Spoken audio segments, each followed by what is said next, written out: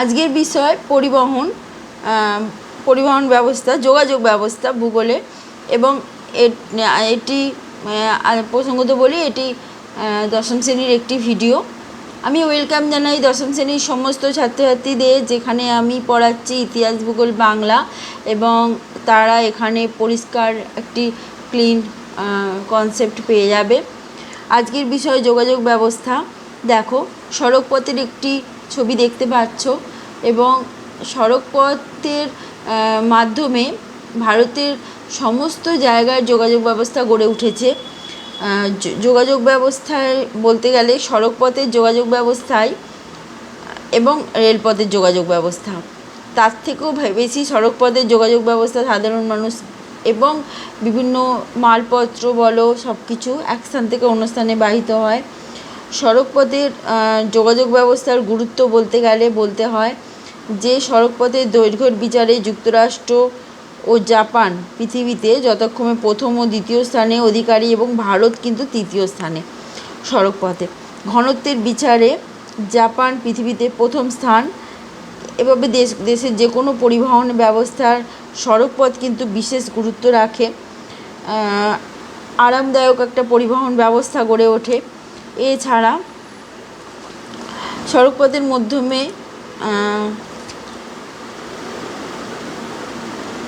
আমরা অনেক জায়গায় খুব সহজেই চলে যেতে পারি। তাছাড়া যেটা ঘটনা, সেটা হচ্ছে ভারতে অনেকগুলি ন্যাশনাল হাইওয়ে রয়েছে, এবং এখন বর্তমানে যোগাযোগ ব্যবস্থারও অনেক উন্নতি হয়েছে, আমরা জানি সেটা। দেখো, সড়ক পথগুলি আমি এখানে ছবি কিছু দেখাচ্ছি, আশা করি দেখতে পাচ্ছ।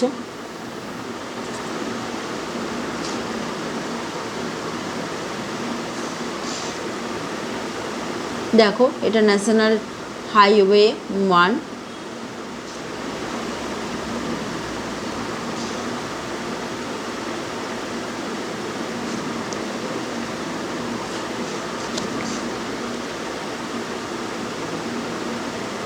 National highway 2।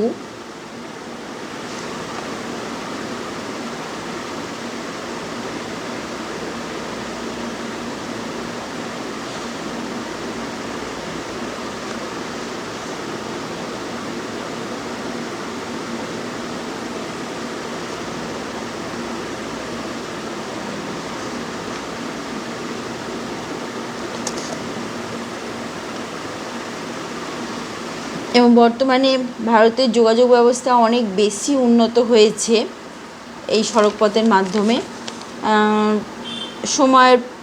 সময় খুব তাড়াতাড়ি পৌঁছে যাওয়া যায় বিভিন্ন জায়গায়। এছাড়া আমরা তো জানি যে গোল্ডেন স্কোয়ার রয়েছে। গোল্ডেন স্কোয়ার আর সোনালী চতুর্ভুজ প্রধান জায়গাগুলোকে একসঙ্গে যুক্ত করেছে।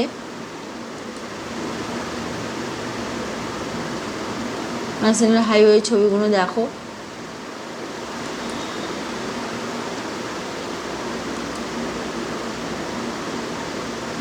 এবং মালবাহী ট্রাক থেকে শুরু করে সাধারণ মানুষ খুব সহজে এখন বাইক, কার বিভিন্ন জায়গায় পৌঁছে যাচ্ছে।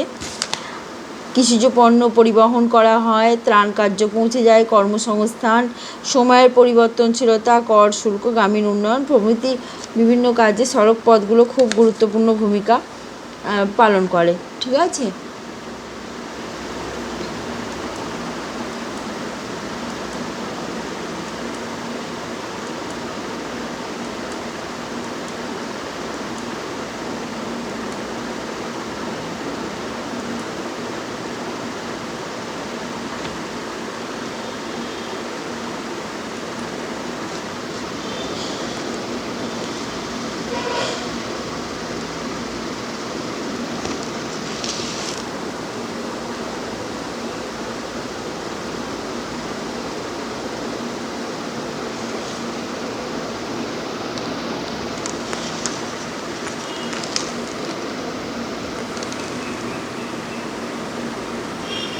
এবং রেলপথগুলো দেখো, রেলপথ তো ভারতের যে রেলপথ সেটা হচ্ছে পৃথিবীর বৃহত্তম রেলপথ,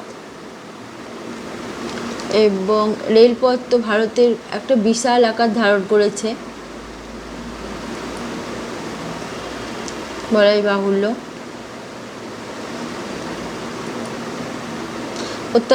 অত্যাধুনিক ট্রেনও ভারতে চালিত হয়েছে এখন বর্তমানে বন্দে ভারতের মাধ্যমে।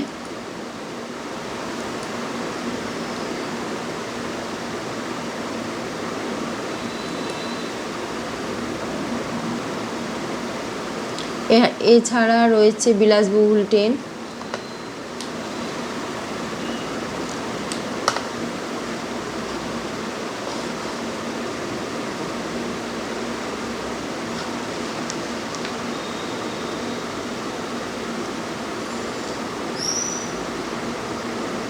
রেল লাইনের ক্ষেত্রে বহু শ্রমিক কাজ করে এবং প্রতিনিয়ত এই কাজ হয়েই চলেছে।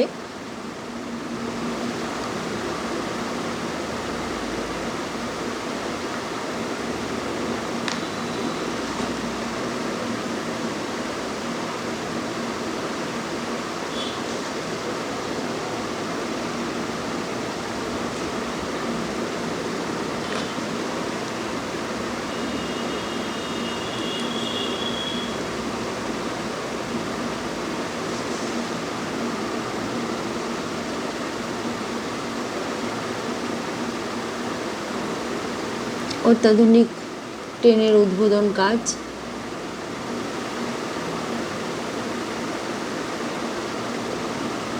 ভারতে শুধু যাত্রীবাহী ট্রেনই নয়, মালবাহী বিভিন্ন ট্রেন রয়েছে। পাহাড়ি পথেও বিভিন্ন ট্রেন চলাচল করে।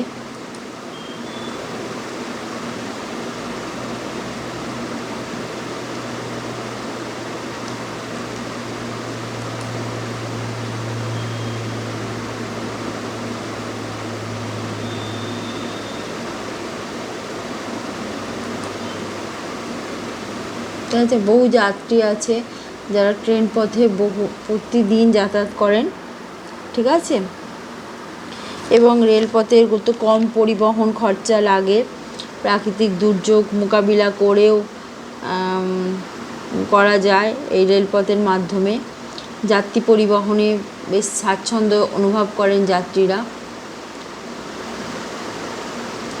দেখো রেল লাইন ট্র্যাকে রয়েছে, এখানে খুব সহজেই এই যে জিগজ্যাগ ওয়ে দেখতে পাচ্ছ, এইভাবে কিন্তু ক্রসিং হয়, এক স্থান থেকে অন্য স্থানে ট্রেনটি চলে যায়।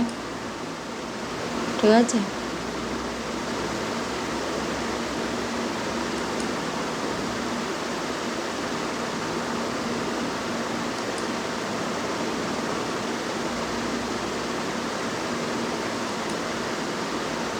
এছাড়া মেট্রো তো রয়েছে।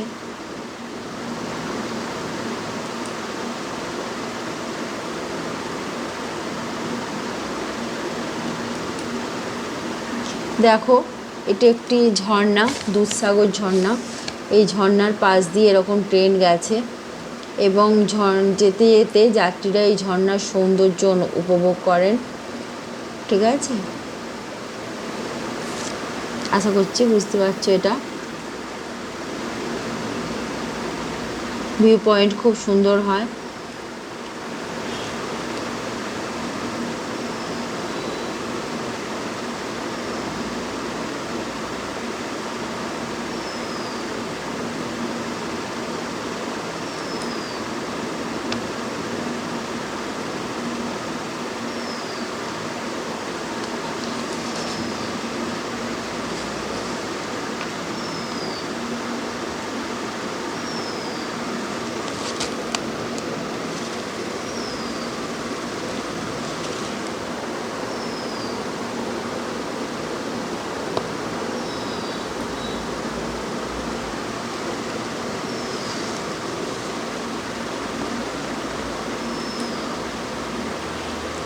এবার জলপথে আসি।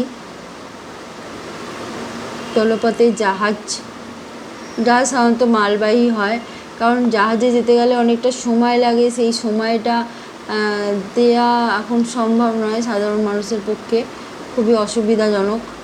ঠিক আছে, তবে লঞ্চে করে সাধারণত ফেরি হয়, মানুষ যায়।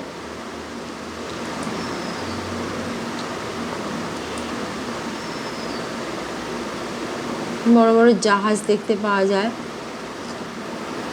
আচ্ছা, জলপথকে উন্নয়নের জীবনরেখা বলে। সমুদ্রপথ, নদীপথ, খালপথ সব মিশিয়ে এক হতে জলপথ বলা হয়। জলপথে সাধারণভাবে শুধু পণ্য সামগ্রী বেশি যাতায়াত করে, যাত্রীও যাতায়াত করতে পারে। ঠিক আছে, এই দেখো যাত্রীবাহী নৌকাও হতে পারে, লঞ্চ হতে পারে। ঠিক আছে, এবং লঞ্চে করে অনেকে অনেক জায়গায় যায়।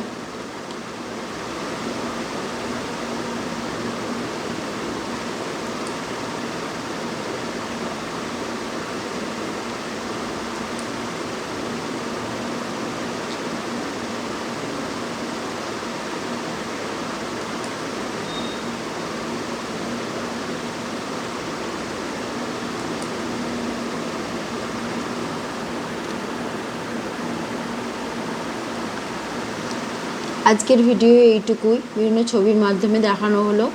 আশা করছি ভালো লেগেছে।